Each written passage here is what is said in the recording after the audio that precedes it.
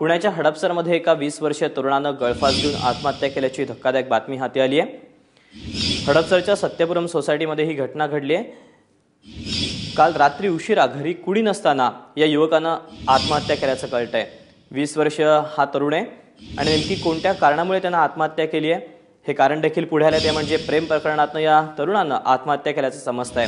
काल रात्री घरात कुणी नसताना पुण्याच्या हडपसरमधल्या सत्यपुरम सोसायटीमध्ये 20 वर्षीय तरुण शुभम टिळेकरनं आत्महत्या केली आहे। मिकी घई आमचा प्रतिनिधी आपल्यासोबत आहे। मिकी, काय अधिक तपशील आहे? दीपक, काल रात्री घरी कोणी नसताना या शुभम टिळेकरनी आत्महत्या केलेली आहे। किचन मध्ये पंखेला लटकून गळफास घेऊन आत्महत्या केलेली आहे त्यांनी। त्यावेळी घरी कुणी नव्हतं त्याच्या। जेव्हा हा सगळा प्रकार पोलिसांना कळाला, पोलिसांनी घटनास्थळी धाव घेतली आणि त्या ठिकाणी त्यांना सुसाईड नोट देखील सापडलेला आहे। पोलिसांचा प्राथमिक अंदाज आहे की त्यांनी प्रेम प्रकारातून ही आत्महत्या केली असावी, असा आता अंदाज त्यांनी वर्तवला आहे। त्याचबरोबर आता पुढील तपास ते करत आहेत।